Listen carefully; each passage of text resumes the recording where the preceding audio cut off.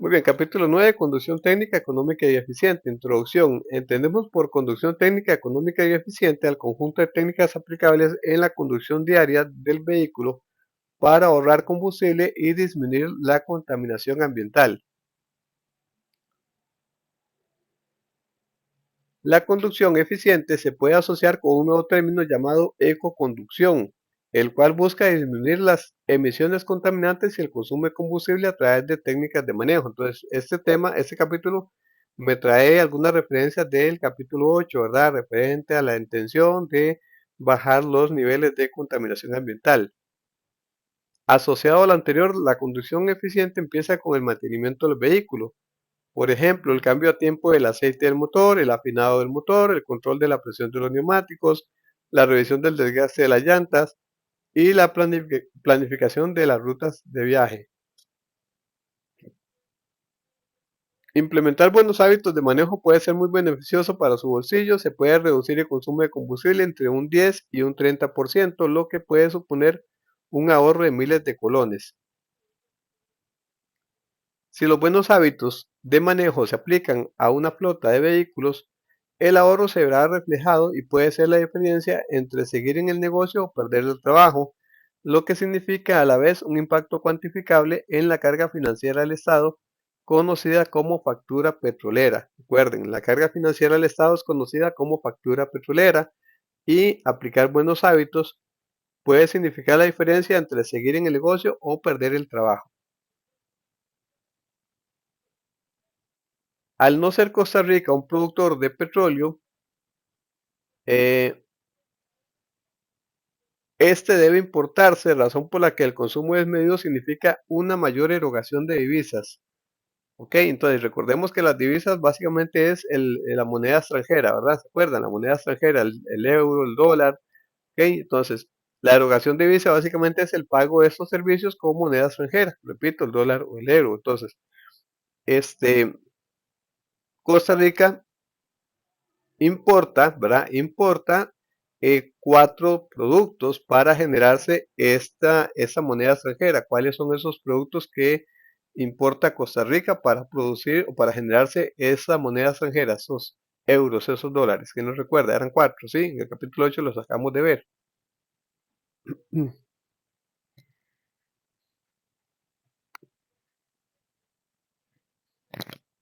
Hay uno, de hecho hay dos que son los más importantes, los que más se exporta al país, los que más importamos.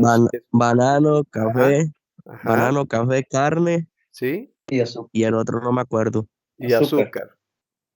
Eso. Ok, vea que son, incluso si yo saco, por ejemplo, este producto como tal, la carne, que no es como tan fuerte en lo que es la importación, me quedo de repente con los tres de más referencia a nivel de país, ¿cierto? El café, el famoso grano de oro, ¿verdad? Este, el azúcar y el banano, que por muchos años, no sé, creo que desde la existencia, de verdad, se exporta lo que es se importa lo que es el banano. Entonces, estos 4 productos, en ese orden, digamos, de referencia, incluyendo la carne, son los que importa el país para generarse esta moneda extranjera. Además de reducir el riesgo de accidentes de tránsito, la óptima conservación de nuestro vehículo nos dará beneficios económicamente al mantener su valor de mercado. Dependiendo de su estado de conservación, así será la remuneración recibida. Entonces, si yo tengo un bochito, ¿verdad? Lo que llamo un bochito, un carro ahí, qué sé yo, años 90, por decirles algo, ¿verdad? Y pues yo soy un conductor muy responsable en todo sentido, lo mantengo bien estéticamente, el motor lo tengo con sus tiempos de mantenimiento, me explico, ¿verdad? Cuando yo lo quiera vender, probablemente alguien vaya pues claramente a traer un mecánico para que revise el estado de conservación del vehículo y al ver el estado, pues, perdón, uno puede incluso pedir un buen monto por la venta del carro. Entonces, me beneficia a mí como dueño de carro porque voy a recibir un buen dinero por un carrito viejo y pues claramente esa línea de la disciplina del mantenimiento del carro beneficia a la población en general porque un conductor responsable, ¿verdad? gasta menos combustible y contamina menos el ambiente. El conductor podrá controlar, vamos con este tema, dice, el conductor podrá controlar en forma técnica la potencia del motor si hace un buen uso de su conocimiento sobre las fuerzas que intervienen al desplazarse un vehículo. Es importante conocer cuáles son esas fuerzas y cómo podremos controlar la potencia necesaria para lograr alcanzar el máximo rendimiento posible de nuestro motor. Esas fuerzas que se oponen al desplazamiento de un vehículo y que el motor debe vencer, vea que me dice una vez que el motor debe vencer, son la resistencia aerodinámica, la resistencia al rodamiento, la resistencia por pendiente, la resistencia por inercia y la fuerza centrífuga. Entonces estamos claros que todas estas fuerzas que se oponen al desplazamiento de un motor es el motor el que tiene como tal que, perdón, al desplazamiento de un vehículo es el motor el que tiene que vencerla o contrarrestarlas. ¿A través de qué? Pues claramente de más aceleración, lo que implica más gasto de combustible. Referente a la resistencia aerodinámica, para irlas conociendo, ¿verdad? Porque dice claramente que conocerlas. El movimiento de un vehículo en el aire se ve afectado por la resistencia aerodinámica, que está compuesta por dos fuerzas menores: la fuerza de arrastre, que deja hacia atrás y opuesta al movimiento del vehículo, y la fuerza de sustentación, que deja hacia arriba. En razón al conductor, ¿verdad? A los vehículos, como tal, la fuerza de arrastre es la que nos afecta. Entonces, la resistencia aerodinámica refiere a las corrientes de aire que se generan al desplazarse un vehículo, ¿verdad? Lo han sentido, que uno va a mucha velocidad, bueno, los que tal vez han andado en bicicleta, cuando se da un rápido siente esas corrientes de aire, ¿verdad? Que incluso se siente fresquito y todo. Bueno, claramente en los carros, en los vehículos también funciona o se genera de esa forma. Ok, entonces, esas corrientes de aire, ¿verdad? Cuando chocan, por ejemplo, veamos el bus, esa estructura de acá, cuando esas corrientes de aire chocan contra la estructura del bus, crean esa resistencia al movimiento. Dice que el motor debe de vencer. Entonces, ¿qué debe hacer el conductor de bus para vencer esa resistencia? Pues claramente acelerar un poco más para mantener su velocidad. Veamos el ejemplo del motociclista.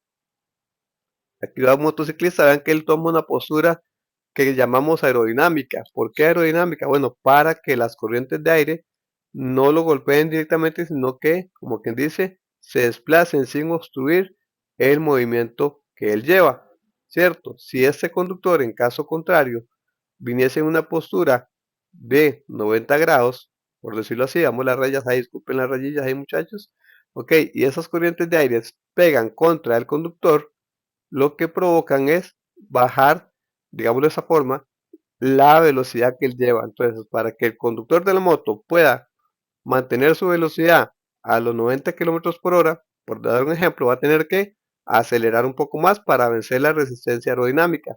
Okay, al tener él una postura aerodinámica, no necesita forzar o acelerar tanto para conservar la velocidad.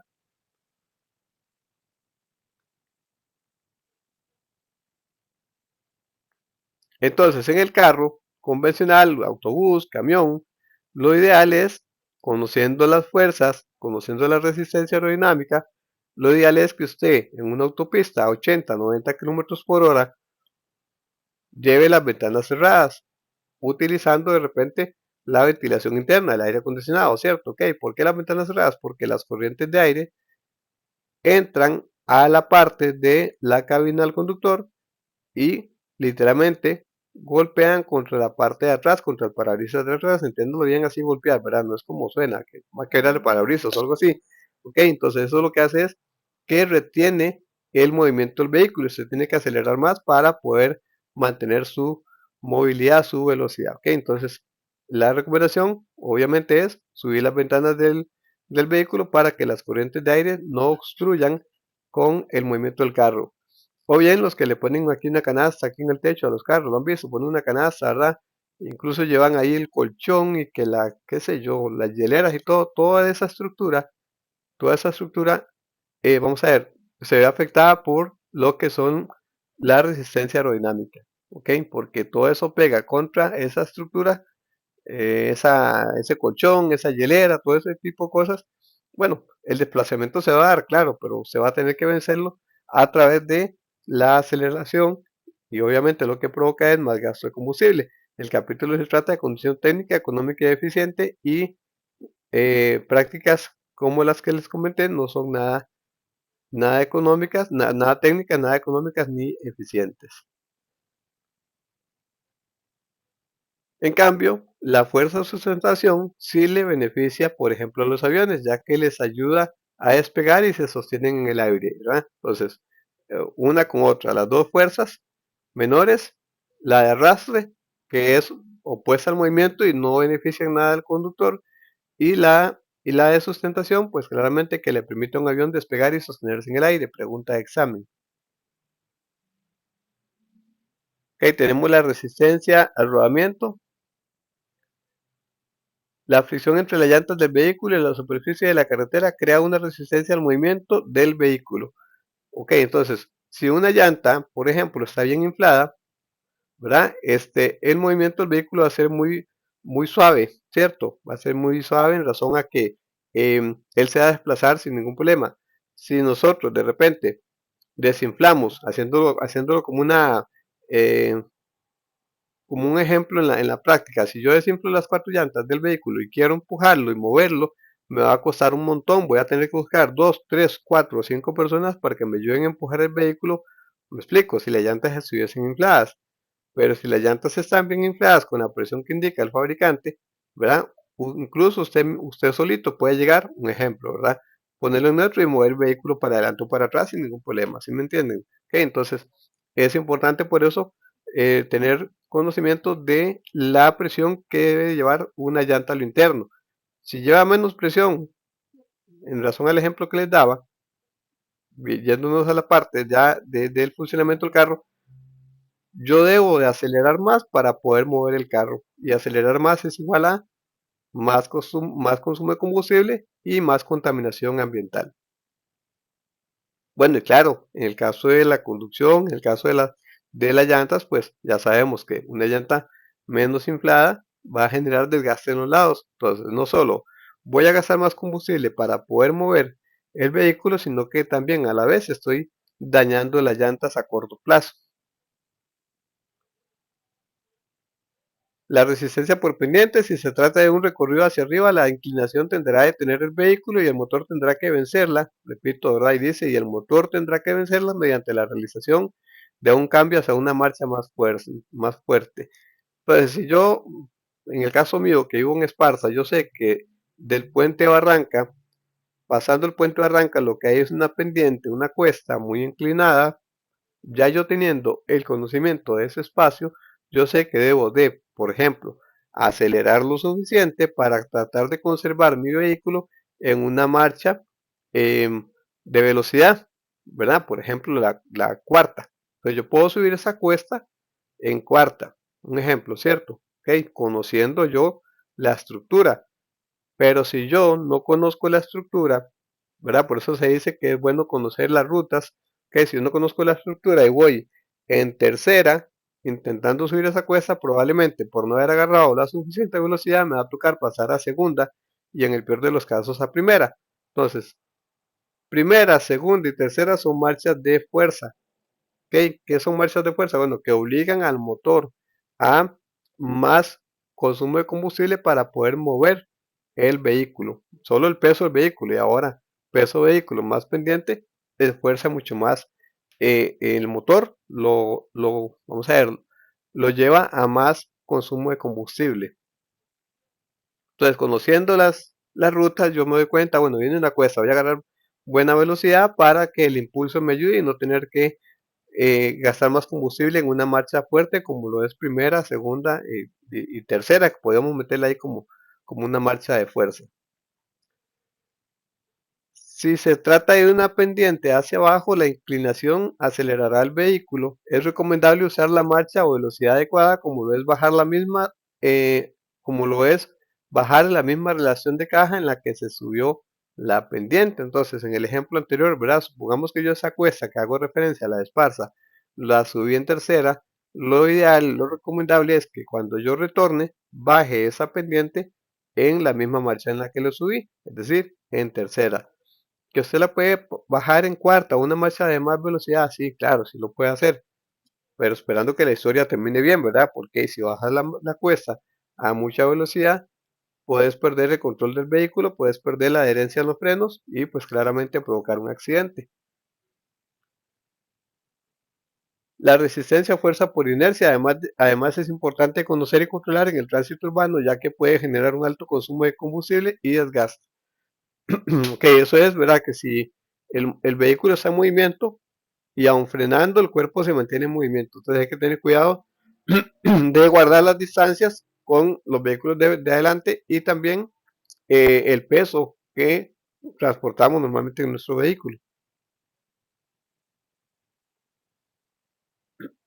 Ok, fuerza centrífuga.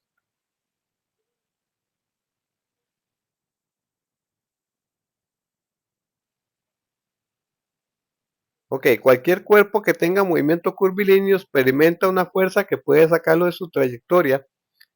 Esta fuerza es la fuerza centrífuga que en una curva cerrada puede provocar vuelcos o derrapes, lo que aumenta el riesgo de accidentes.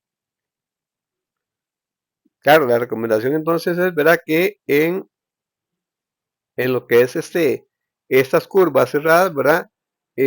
Claramente entrar a baja velocidades porque esta fuerza, la fuerza centrífuga, lo que tiende es sacar el vehículo de su trayectoria. Ya a muchos les pasa, a mí me pasó, fue un susto feísimo, pero bueno, es parte de lo que uno ya en la calle, a los que no recibimos clases teóricas, me incluyo, porque aquel entonces lo que hice fue medio leer el libro, creo que de la portada no pasé y fui, hice el examen y lo gané. Bueno, me toca ahora tratar o me ha tocado durante mucho tiempo en la conducción, desdichadamente, aprender, ¿verdad? Y desdichadamente porque incluso se ha estado en riesgo de un accidente grave. Dichosamente al día de hoy, pues, ya, tantos años y demás, ya uno es un conductor profesional, como quien dice la fuerza, ¿verdad? Ya ustedes están siendo conductores profesionales sin necesidad de que se lleven sustos. Entonces, cuando entran a una curva hay que entrar despacio, recuerden siempre despacio, porque la fuerza centrífuga tiende a sacar el vehículo. Ok, cuando ustedes se dan cuenta, tienen la cola del carro en el otro carril, si no es que todo el vehículo ya en el otro carril contrario. Vamos que aquí tenemos líneas amarillas, ¿verdad? Líneas de centro amarillas. Ok, entonces se separan carriles en sentido opuesto. Ya me fui para el capítulo 3, ¿verdad? Para aprovechar la imagen. Ok, pero entonces ya sabemos tener cuidado de no invadir carril contrario por agarrar las curvas a mucha velocidad. Es importante determinar la inclinación en las curvas al conducir y la dirección hacia donde se dirige dicha inclinación o sobreelevación. De eso hablamos en el capítulo 3. La sobreelevación o peralte, ¿se acuerdan? El peralte, sí, la sobreelevación o el peralte se presenta en el extremo derecho cuando la curva es hacia la izquierda y en el extremo izquierdo cuando la curva es hacia la derecha. Muy bien, entonces esas son las fuerzas que intervienen en el desplazamiento de un motor que debemos de conocer, ¿verdad? Recuerden, para minimizar el consumo de combustible. Ok, curvas características del motor. Este es un capítulo, pero un apartado en ese capítulo que lo utiliza mucho en el examen, o ha salido preguntas sobre este apartado. Yo de verdad pensé que no lo tomaban en cuenta, pero ese apartado de curvas características nos genera muchas preguntas en el examen. Recuerden que si ustedes en, en algo referente, por ejemplo, a la conducción técnica económica eficiente, fallan, el programa, la computadora está programada, valga la redundancia, para que te pregunte nuevamente sobre este capítulo y ahí te lleva hasta que perdas muchos puntos o incluso la prueba. Entonces, tengamos presentes los datos. Dice, las curvas características del motor son representaciones gráficas que permiten conocer el comportamiento del motor bajo diferentes condiciones de operación, entre ellos el torque, lo cual es la fuerza de rotación del motor, la potencia, que es la capacidad de trabajo del motor, el consumo de combustible, que es la eficiencia del motor, y la velocidad en revoluciones por minuto. Ok, eso como los datos que nos puede generar lo que es las curvas características del motor. Aquí tenemos un motor en funcionamiento, ¿lo ven? Bueno, una, llamémosle radiografía de un motor en funcionamiento, donde se ve la rotación, ¿cierto? Ok, Entonces, recordemos que para que un motor funcione necesita de tres elementos esenciales. ¿Cuáles son esos tres elementos esenciales para que el motor funcione? ¿Quién lo recuerda?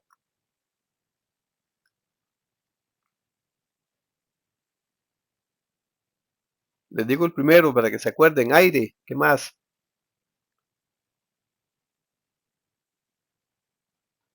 Combustible y el otro era. Ajá, que me la ayuda David. Aire, combustible, falta uno. Y explosión era, ¿no?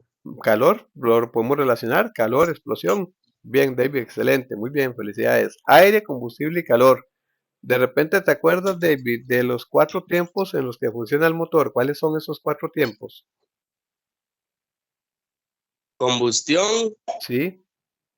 y los otros no me acuerdo. ¿Quién le ayuda a David? Por favor, activemos la participación. Dice David, combustión. Nos faltan tres tiempos más. ¿Cuáles eran?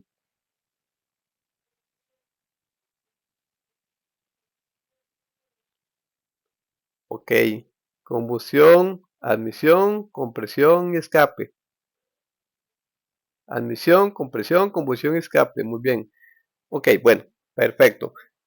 Mucho cuidado, tuvimos el día libre ayer, se pudo haber sacado tiempo para practicar un poquito o para por lo menos repasar los videos. Recuerde que tienen una meta que alcanzar, ¿ok? Y ustedes están haciendo una inversión, entonces, ¿verdad? Saquemos el tipito y repasamos un poco. Excelente, David, gracias. Admisión, compresión, combustión y escape. La energía desarrollada por un motor de combustión interna, llámese gasolina, diésel, gas propano o cualquier otro hidrocarburo, produce sobre los pistones una fuerza que se transmite a los componentes internos del motor, como las bielas y el cigüeñal. Entonces, como les decía, en este video se ve el funcionamiento del motor, donde se están aplicando los tres elementos básicos para que funcione, o esenciales: aire, combustible y calor.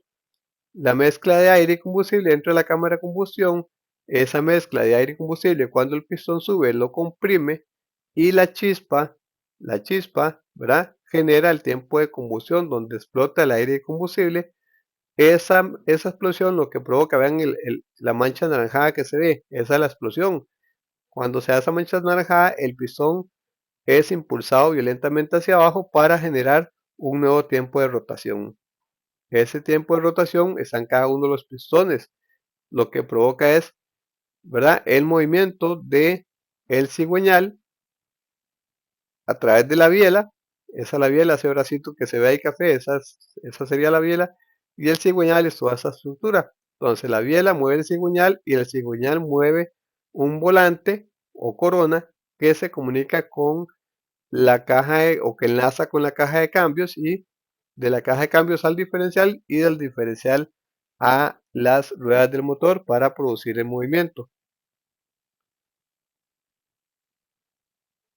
De esa forma, el movimiento alternativo de los pistones, ¿se acuerdan? El subir y bajar, ¿verdad?, se transforma en un movimiento de rotación que se transmite a la caja de velocidades, al diferencial y finalmente a las llantas, lo que se conoce como par torsional.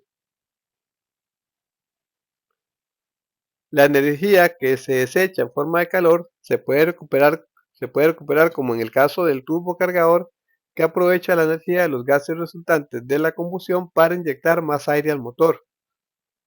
Entonces, de acá lo que tenemos que tener presente es que el turbocargador aprovecha la energía de los gases resultantes de la combustión para inyectar más aire al motor. Entonces, entre más aire inyecta el motor, menos combustible inyecta al motor. Se genera una mezcla un poco más alta de aire y poca de combustible, lo cual igual hace eficiente y potente al motor, bajando los niveles de contaminación. Muchos motores que tienen turbocargadores, la mayoría son vehículos de motor combustión diésel, la mayoría. Ok, diagrama de velocidades. Una manera de conocer la buena operación de un vehículo es a través de la construcción de un diagrama de velocidades.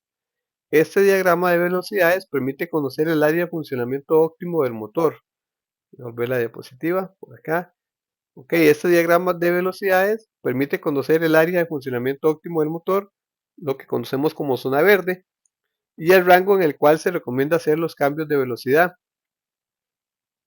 Este es un diagrama de velocidades. Dice que permite conocer la velocidad y las revoluciones por minuto según la relación de marcha. Ok, entonces, tienen que, vamos a ver, eh, para sacarle provecho a la imagen, tienen que conocer cómo encontrar esos valores, es decir, cómo saber, por ejemplo, a cuántas revoluciones está el motor de mi vehículo yendo a una velocidad en kilómetros por hora según la marcha en la que vaya mi vehículo. Entonces, en esta tabla gráfica, esto es una tabla gráfica, es una imagen del manual de conductor, tenemos los siguientes datos. En el lado izquierdo, básicamente tenemos lo que son las velocidades en kilómetros por hora a las que puede circular un vehículo. Puede ir a 20, 40, 60, 80, 100, 120 kilómetros por hora según cuánto nosotros aceleremos. Recuerden que acelerar es igual a inyectar más combustible. Y recuerden que quemar más combustible es igual a producir más contaminación ambiental, más gases dañinos. Ok, entonces, repito, la imagen es del manual del conductor y refiere a una tabla gráfica. Ok, entonces a la izquierda los valores que representan los kilómetros por hora a los que puede circular un vehículo. A la derecha tenemos la relación de las marchas. Puede ser primera, segunda, tercera, cuarta, quinta, sexta. Entonces, lo que está afuera a la derecha es una representación, digamos, podríamos decirlo incluso en códigos de colores, que representa lo que está dentro del cuadro gráfico. Entonces, rápidamente, por ejemplo, esta línea con el puntito con el círculo sobre la línea, identifica a la sexta marcha. Por darles el ejemplo, ¿cierto? Esta línea con un triángulo sobre la línea representa la tercera marcha y así sucesivamente con las demás. Veamos esta celeste con esa X sobre la línea representa la cuarta marcha. Ok, necesitamos conocer qué significa los colores que hay dentro del cuadro. Entonces, a la derecha está la, vamos a ver, la identificación de esos colores, qué significan los colores y las líneas. Borramos esto. Ok, ¿con qué intención? Bueno, para que nosotros podamos entender a cuántas revoluciones va a estar mi motor yendo a X velocidad en kilómetros y a X relación de marcha, que puede ser primera, segunda, tercera, cuarta, quinta o sexta. Entonces, siendo así, vamos a dar un ejemplo para que lo practiquen cuando ustedes gusten. Es nada más de practicarlo si bien lo quieren. Ok, supongamos que mi vehículo, ¿verdad? Que yo voy manejando y voy a 80 kilómetros por hora en la sexta marcha, ¿verdad? Voy a 80 kilómetros por hora en la sexta marcha. Yo quiero conocer, yo quiero conocer a cuántas revoluciones va mi motor yendo a 80 kilómetros por hora en la sexta marcha. Entonces ya encontré los valores en esta tabla gráfica. Ok, ya los encontré. El 80 kilómetros por hora, la sexta marcha. Ahora, ¿qué necesito yo encontrar? A cuántas revoluciones va a ir mi motor yendo a esa velocidad en esta marcha. Para eso lo que hago es trazar una línea en horizontal partiendo desde el 80 hasta que esa línea en horizontal se tope con la línea que representa la sexta marcha. Lo ven aquí donde se topa, ¿verdad? Ok, ahora ¿qué debo hacer? Trazar una línea en vertical que me ayuda a determinar que los giros de mi motor yendo a 80 kilómetros por hora en sexta marcha deben de estar en 1600 revoluciones por minuto. Ok, básicamente eso es lo que me ayuda al diagrama de velocidades. Dice, permite conocer la velocidad y revoluciones por minuto según la relación de marcha. Ok, entonces, eso para que claramente para que lo conozcan, si están en manuales para que ustedes lo conozcan y pues sepan aplicarlo. Entonces, por ejemplo, vamos a ver, tal vez David me ayuda, vamos a ver si David me ayuda. David, le voy a dar esos datos. Su vehículo David viaja a 40 kilómetros por hora. Sí, ahí está el dato, David, 40 kilómetros por hora. Y vamos a decir que su carro va en la cuarta marcha. Entonces, siguiendo el ejemplo anterior, David, si su vehículo va a 40 kilómetros por hora en la cuarta marcha, ¿a cuántas revoluciones cree usted que iría su vehículo? Y ninguno de los dos espacios está en los 40 kilómetros. Aquí Entonces están digo yo que 40. a 1500. Ajá, a 1500. Y sí, porque ninguna de las dos X está tocando la línea del 40. Si me voy al extremo, sí, pero si tomo los valores que están acá, ¿está más cerca de 1400 las revoluciones o de 1600? 1400. 1400. Trazo una línea en horizontal hasta donde esa línea se tope con la que representa la cuarta marcha y bajo una línea en vertical para determinar que las revoluciones están efectivamente en 1400. Ahora bien, ¿por qué no 1500 en la tabla gráfica? Porque suena feo, porque no está ni siquiera representada en la numeración 1500, ¿verdad? Entonces, tomando los valores reales que están ahí, vamos a determinar según lo que está en lo más proximal. En este caso, 40 kilómetros por hora en cuarta marcha me indica que las revoluciones estarían en 1400, ¿verdad? Está más lejos de llegarle a la 1600. Ve que la línea sube un poco más, ya sube más. Entonces, se refiere a que la línea tiene que tener contacto con la que representa la cuarta marcha. Eso es una tabla gráfica, ya entendemos eh, eh, su forma de ejecutarlo. Y la pregunta del examen es básicamente si su vehículo, pongan atención, si su vehículo circula a una velocidad de 40 kilómetros por hora en la cuarta marcha, ¿a cuántas revoluciones debería estar su vehículo? Me van a aplicar tres respuestas, ya sabemos, ¿cierto? Entre ellas, 1200, 1400, 1600. Yo sé que ya David tiene este punto ganado y yo sé que si están poniendo atención los demás, ¿verdad? Este punto lo tenemos ganado. Ya sabemos que la respuesta es 1400. ¿Qué deben hacer ustedes con esta tabla gráfica? Si quieren un ejemplo, practicar, porque de repente puede ser que le pregunten si su vehículo viaja a 100 kilómetros por hora en la sexta marcha, ¿a cuántas revoluciones estaría su vehículo? 2000, ¿verdad? Entonces, la guía de cómo realizarlo ya se las impartí. Ustedes pueden practicar más o quedarse con el dato de lo que refiere a la posible pregunta o a la que más sale referente al diagrama de velocidades. El tacómetro o medidor de revoluciones por minuto dice: para medir y controlar el rango económico de revoluciones por minuto existe un dispositivo conocido como tacómetro que tiene como función indicar las RPM, revoluciones por minuto, a las que el motor está girando al momento que el conductor pisa el acelerador y cuando no lo está haciendo, ¿verdad? Entonces la tabla gráfica lo que me dice a mí es, ¿verdad? Entender a cuántas revoluciones debería ir yo según la velocidad en kilómetros, según la marcha.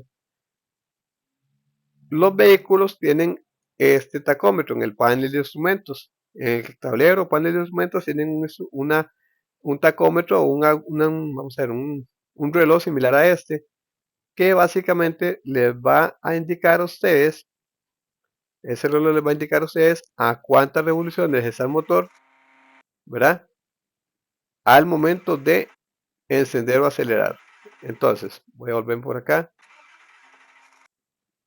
Vamos a ver, denme un segundo para... Bueno, muy bien, no importa. Ok, entonces vemos aquí, de hecho en el video lo van a ver más claro, que las revoluciones están entre las 800 y 1000 al momento de arrancar el vehículo. Cada vez que yo acelere, puedo subir las revoluciones incluso a las 3000, no sé, 3500, o llevar las revoluciones hasta las 7000. Ahí como lo vimos en la aguja, ¿verdad? En la interacción. Entonces, claro, ya sabemos que cuando el motor está apagado, las revoluciones o giros del motor van a estar en cero porque no hay ningún movimiento en el motor. Cuando nosotros arrancamos el motor sin acelerar, las revoluciones van a estar o deben de estar de manera estándar entre las 800 y 1000 revoluciones, que es donde se da el funcionamiento básico del motor sin esforzarlo. Ok, entonces, ¿qué se quiere con conocer las revoluciones por minuto? Es saber en qué momento yo puedo pasar de primera a segunda, de segunda a tercera, de tercera a cuarta, de cuarta a quinta, de quinta a sexta en un carro manual sin esforzar demasiado el motor. Okay, entonces se conoce un rango óptimo, conocido zona verde, que es donde el motor funciona de manera óptima sin esforzarse tanto y donde yo puedo meter todas las velocidades. Entonces, muchachos, si por ejemplo, y yéndonos a lo real, ¿verdad?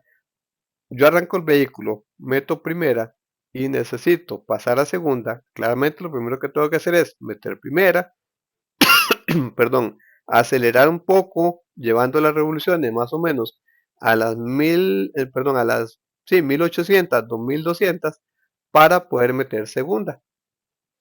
Ahí tengo ese ejemplo, ¿verdad? Recuerden, entonces, por ejemplo, repito, si yo arranco el vehículo y ya voy a empezar a avanzar, meto primera y quiero meter segunda, debo de acelerar mi motor, debo llevar las revoluciones de mi motor a las 2200 promedio para poder meter segunda.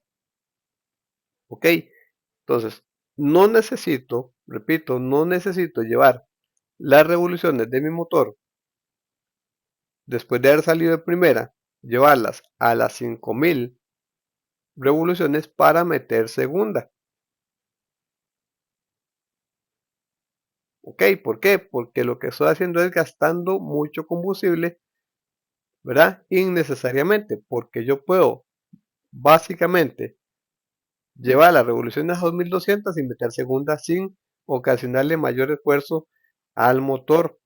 Claro, no solo estoy gastando combustible si llevo las revoluciones a las 5000 para meter segunda, sino que también estoy recalentando el motor, ¿verdad? Entonces todo esto puede provocar que se dañe el radiador, que se dañe el termostato, una manguera del radiador, que la lubricación no sea tan constante y se trabe el motor, un montón de cosas, ¿ok? Afectaciones que le puedo provocar al motor. Y bueno, claramente el tema en cuestión, más consumo de combustible, y quemar más combustible es igual a contaminar más. Entonces, para eso sirven las revoluciones de las revoluciones por minuto para el tacómetro, para valorar en qué momento debo yo realizar un cambio de marcha. Siguiendo con el ejemplo, metimos segunda, ¿ok? ¿Qué hacemos? Llevar las revoluciones promedio a las 2500 para meter tercera, ¿verdad? Acelerar para meter cuarta, más o menos llevar las revoluciones igual a las de 2500, 2800 para meter cuarta, igual 2800, lo mucho 3000 para meter quinta y listo, ya el carro está caminando en las velocidades que él tenga a disposición, sin gastar tanto combustible. ¿Ok? Entonces, ese es el rango óptimo de funcionamiento del motor, que oscila entre las 2000 y 2800 revoluciones por minuto para poder realizar los cambios de marcha sin esforzar el motor, sin gastar combustible, sin contaminar el ambiente. Eso es conducción técnica, económica y eficiente. El tacómetro es un instrumento clave para una conducción técnica, eficiente y económica del vehículo, que facilita el control de aceleración y potencia del motor dentro de un rango considerado como óptimo de funcionamiento. Puede estar incorporado en el panel de instrumentos de manera analógica o digital. Los tacómetros analógicos, pregunta de examen, miden las revoluciones con una aguja que gira sobre una numeración. Los tacómetros digitales lo hacen de forma de contador ascendente o descendente. Aquí tenemos imágenes del manual de conductor que refieren al tacómetro digital y al tacómetro analógico. Este es el analógico y este es el tacómetro digital. El tacómetro o medidor de revoluciones por minuto, RPM, dice conducción técnica económica eficiente, es la que puede facilitar el tacómetro, aquí está claro, dice, es la que puede facilitarnos el tacómetro, que consiste en mantener una oscilación entre las 1500 y 2800 unidades de revoluciones por minuto en el vehículo diésel, porque los vehículos puede ser combustión diésel, gasolina o gas propano. Entonces, en el vehículo diésel, yo no necesito, repito, llevar las revoluciones de mi motor yendo en primera marcha para meter segunda, llevarlas a las 5000 para meter segunda. Yo puedo llevar las revoluciones de mi motor incluso en mi motor diésel, a las 1600, 1700 y meter segunda, ¿verdad? Ok, llevarla entre las 1500 y 2800 para meter tercera, meter cuarta, meter quinta, en ese rango de revoluciones por minuto, que lo que genera pues claramente bajo consumo de combustible y una eficiencia muy buena en el motor, y de 2000 y 2800 revoluciones por minuto para vehículos de gasolina en cada relación de velocidad o cambio de marcha. Yo conozco conductores de instituciones, por no decir directamente cuál, ¿verdad? Que se considera, que se cree, vamos a ver, no se cree, sino que se supone que son profesionales y los escucho metiendo primera y sobre revolucionando para meter segunda. Incluso, incluso son conductores con vehículos asignados que terminan con ese vehículo en el taller, en la agencia, en el taller, ¿verdad? Haciendo reparaciones y ahí vienen dónde, en el motor, ¿ok? Porque sobrecalientan el motor, porque dañan el radiador, porque se quiebran piezas mecánicas internas del motor y crean que eso es cierto, ¿ok? Entonces, no seamos, como dicen por ahí, más del montón, seamos diferentes, marquemos la diferencia en el tema de la conducción. Incluso yo como instructor de manejo, ¿verdad? Que lo soy, claro, me agrada escuchar un conductor porque se percibe el sonido cuando acelera un motor y hace el cambio de manera correcta. Pero si usted quiere impresionar a la chiquilla del barrio o al chiquillo del barrio, ¿verdad? Un ejemplo, me explico. ¿Qué va a hacer usted? Pues claro, llevar las revoluciones a las 5000 y sacar el carro en primera en 5000 revoluciones, que es cuando chillan llantas. ¿Sí lo han escuchado? Donde chillan llantas y echan ese montón de humo en las llantas y más.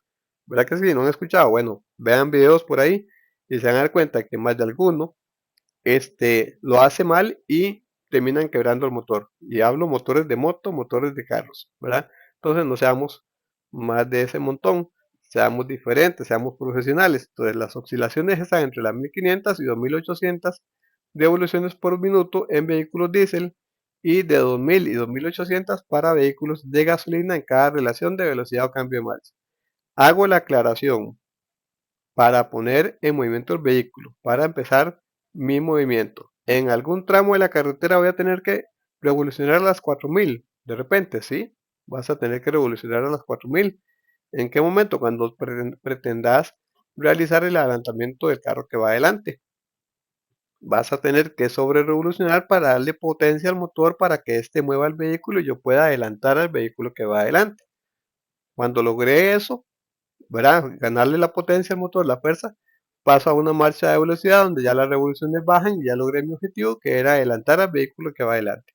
O bien, cuando voy subiendo una cuesta, me va a tocar sobre revolucionar, igual, en dado caso que quiera adelantar en una cuesta, sobre revolucionar para que el motor venza la fuerza o la resistencia a la pendiente y pueda yo adelantar al vehículo que va adelante mío.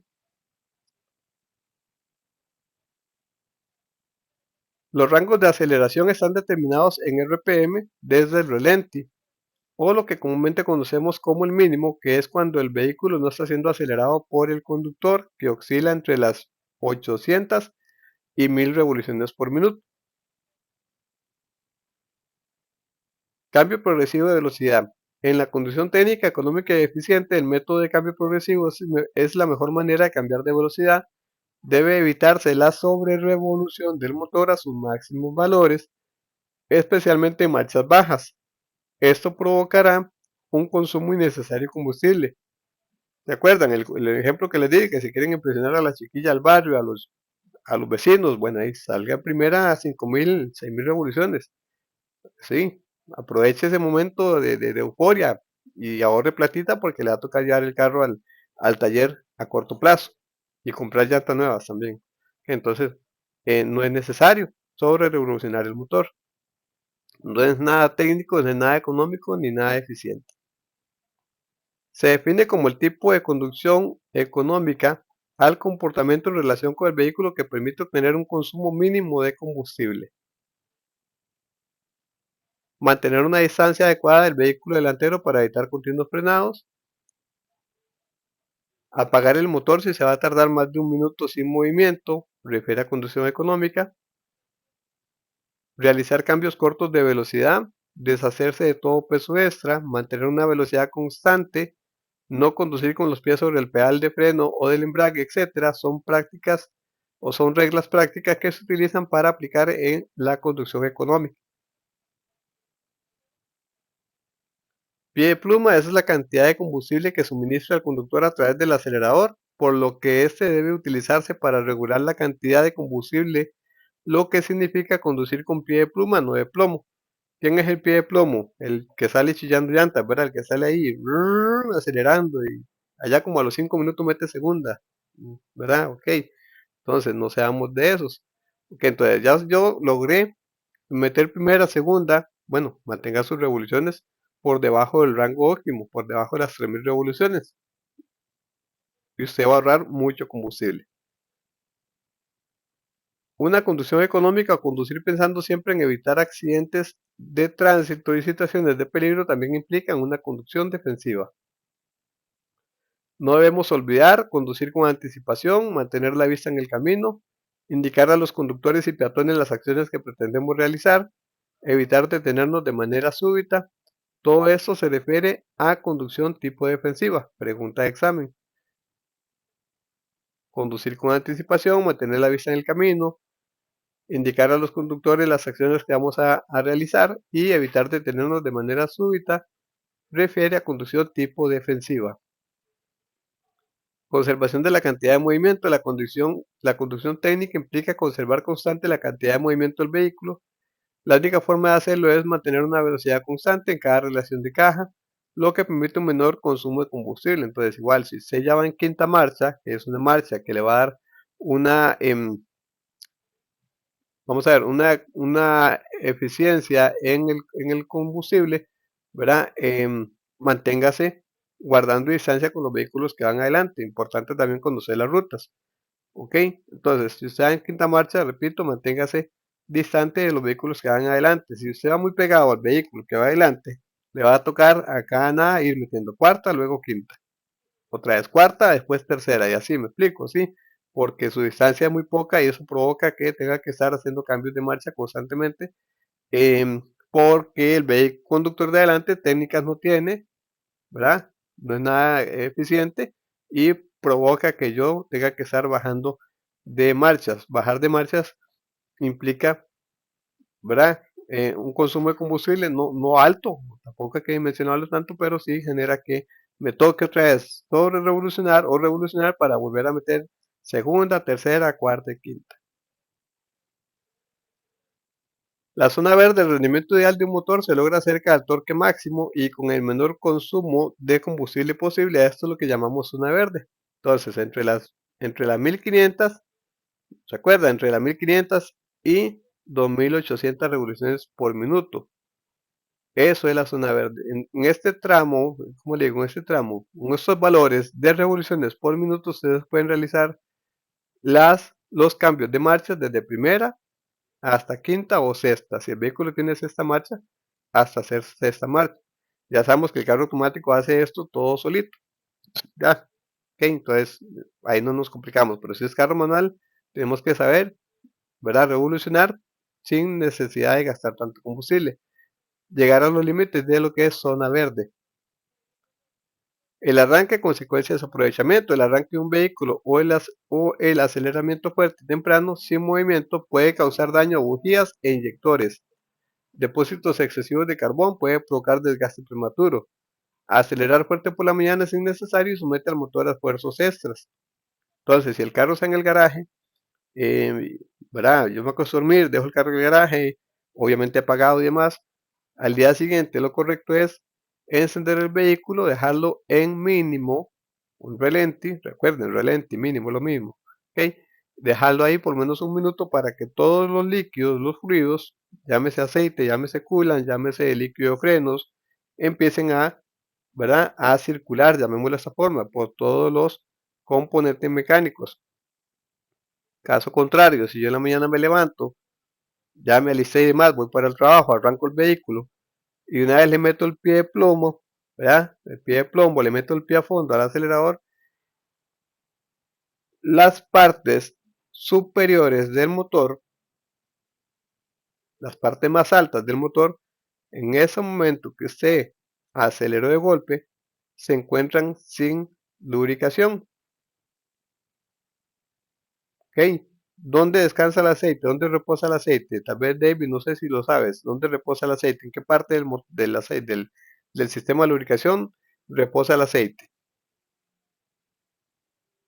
O alguien que lo sepa ahí, que refiera.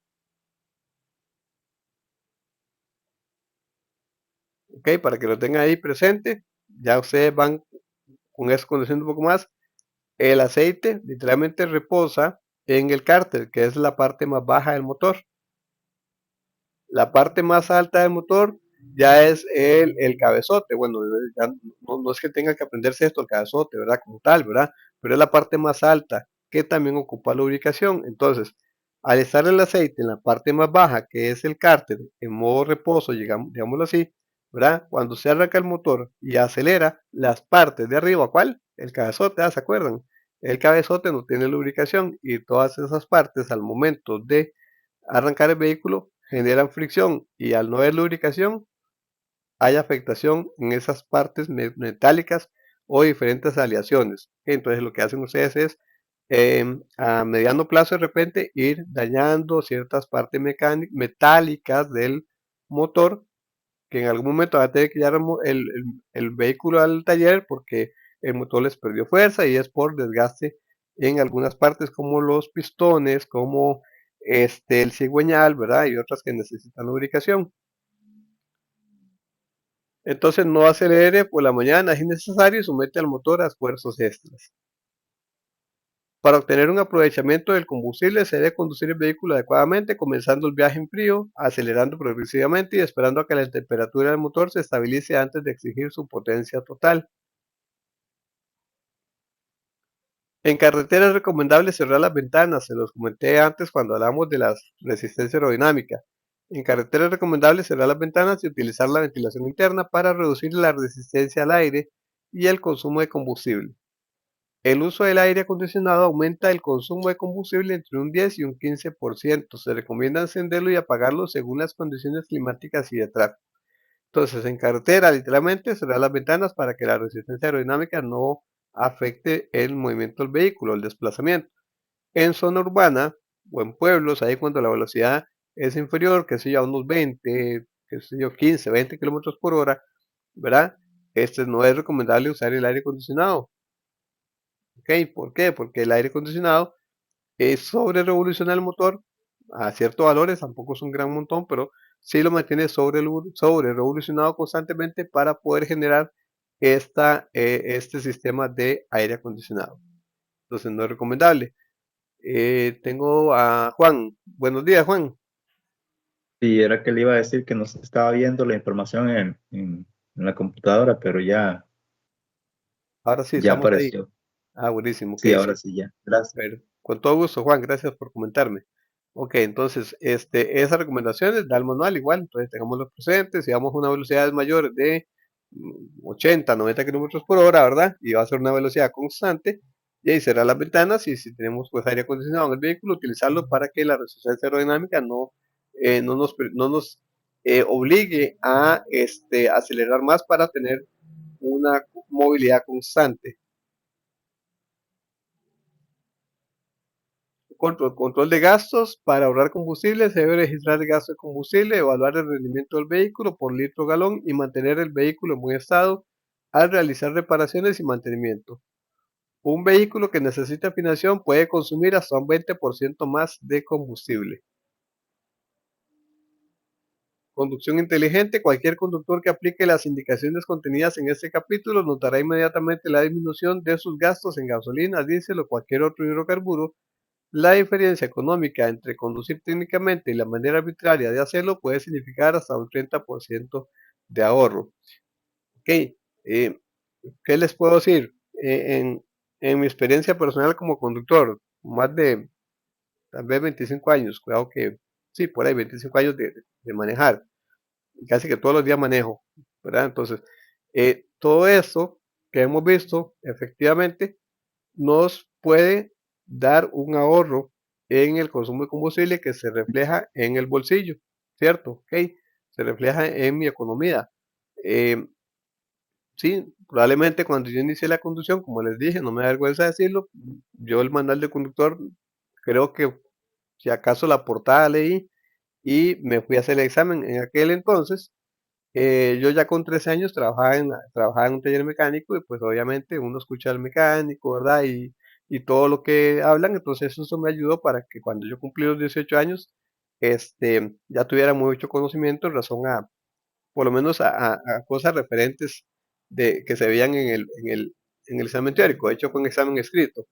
Entonces, las ideas mías eran válidas por el evaluador en la explicación que yo daba según las preguntas. Ahora más complejo de repente porque tiene que ser una pregunta muy exacta, lo que aparece en pantalla. Bueno, en el tema, muy probablemente, ¿verdad? En aquellos tiempos, cuando yo empecé a manejar, era un despilfarrador de combustible, ¿verdad? Y un gestor de contaminantes, me imagino de los más altos. ¿Por qué? Porque ahora en la actualidad yo aplico esas técnicas. De hecho, llevé un curso em, en el INA que refiere precisamente a eso, donde yo mismo me sorprendí. Yo digo, wow, o sea, he venido haciendo todo mal, dije yo. Incluso ese curso de ahorro combustible, literal, por ahí va la línea del INA, este, me enseñó, de hecho, a minimizar esos gastos de combustible, ¿verdad? Porque uno manejaba la libre, ahí como uno quería. Entonces refería todo esto del capítulo 9 básicamente, y de verdad que sí, sí, a la actualidad uno dice, pucha, sí, todo lo estaba haciendo mal, cosas, prácticas inadecuadas, por ejemplo, que de hecho yo hacía, les doy así el ejemplo, les comparto, era andar en autopista de repente y andaba el aire acondicionado y las ventanas abajo, imagínense ustedes, o sea, doble gasto, ¿cierto? Porque tenía que sobre revolucionar, llamémosle sobre revolucionar a, vamos a ver, a acelerar más, ¿verdad? A generar más gasto de combustible para mover el vehículo por la fuerza o la resistencia aerodinámica. Y ya el motor como tal estaba gastando más combustible porque estaba el aire acondicionado puesto. Entonces, el aire acondicionado, la intención del mecanismo es generar una temperatura X al interno del vehículo. Entonces, el motor decía, démosle vida al motor, ¿verdad? El motor del aire acondicionado decía, no, todavía no he logrado alcanzar esa temperatura. Voy a tener que esforzarme más para alcanzar la temperatura. No la iba a alcanzar porque toda la frescura que el aire acondicionado intentaba contener dentro del vehículo se estaba yendo por las ventanas que estaban abiertas, me explico. O sea, es decir, ni me da vergüenza decirlo en el sentido del ejemplo que les doy, porque nunca llevé una línea como la da este capítulo 9, que es la idea con ustedes que pues apliquen esas técnicas que se comentan en el capítulo 9 para que se vean beneficiados en temas de no solo de ahorro de combustible, el ahorro del dinero, sino menos contaminación ambiental. Muy bien, vamos a cerrar parar la grabación del capítulo 9.